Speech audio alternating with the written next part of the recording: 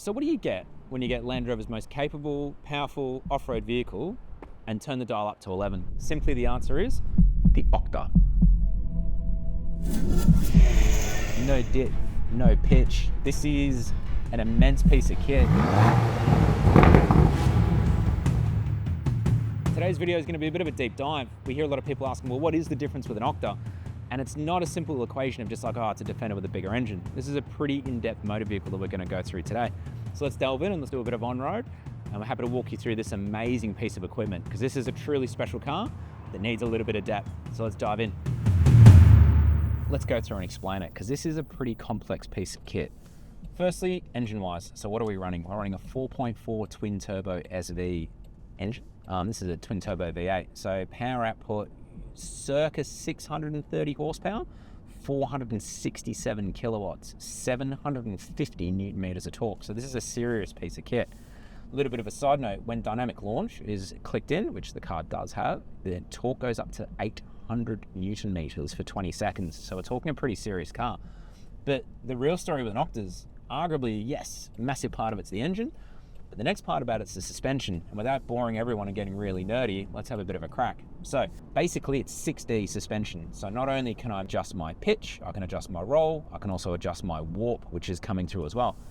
In effect, what it means is the car actually doesn't need an anti-roll bars. It's hydraulically linked, it's semi-active dampers. So coming under hard braking, what it means is the car doesn't dip. Under hard acceleration, the car doesn't roll. And under hard cornering, the car doesn't move side to side.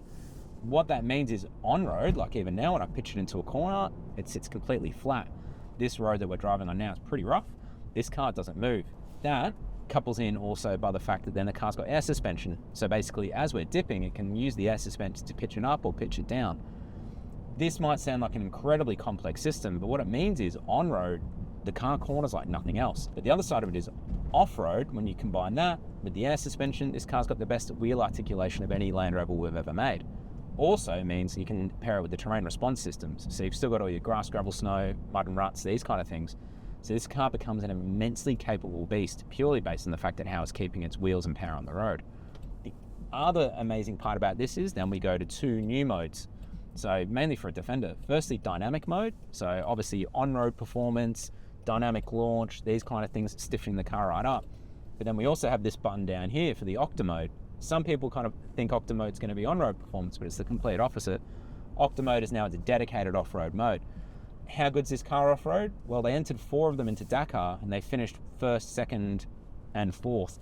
So basically, no one's perfect, but that's a pretty good result in a stock class. Not only that, now it's running in the rally raid in Portugal, absolutely smashing it. And for those cars, they're just stock Octas with the air suspension removed and the rear wheel off the back and a roll cage in there. So in its class and these kind of things, this is one of the most capable on and off-road cars we've ever made. I think the key factor is this, is someone referred to it as the autobiography of Defenders. Nah, it's way past that. Like this is an SV Defender, basically. This is the most capable off-road car we make. Full rotation turn, look at the front of that car. No dip, no pitch, no nothing. The ride is phenomenal. How else does it do it? Well, it actually sits wider. So it's 68mm wider out in the sight, and it's just a little bit taller as well, which makes, the road feel and just how it handles. The steering rack's been massively improved. It's a much faster rake. But that with the semi-active dampers, like right now I'm going over a bump, I can't really feel it. Let's go over another bump now.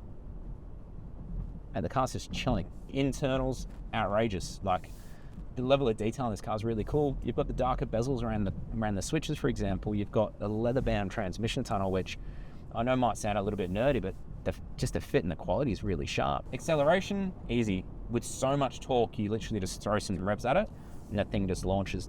So one of the amazing things about an Octa is you can have some very different styles. And this particular vehicle is finished in Petra Copper, so an SV Octa only color. On this particular vehicle, we've gone with the matte protective film. So not only has it got a practical response, this is self-healing XPEL off-road satin matte film, but it also has this amazing effect of giving this car a really deep luster. This looks amazing, this car.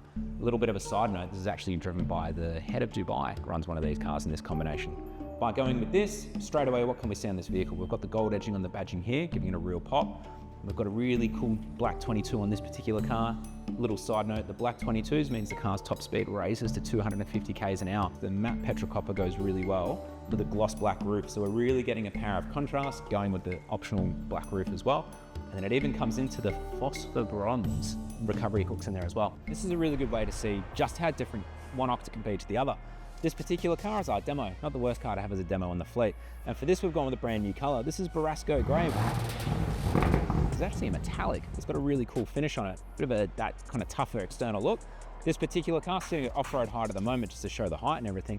It's on the 20-inch wheels. When we go to the 20-inch wheels, then we automatically go to the BF Goodrich all-terrain tires. This is the hydraulic links for the suspension that we were talking about for the active dampers, backed up by a massive set of Brembo brakes in here, so the car can definitely stop. So we've actually gone for a chopped carbon fiber exterior pack, which gets us this gorgeous burnt copper lettering coming through here.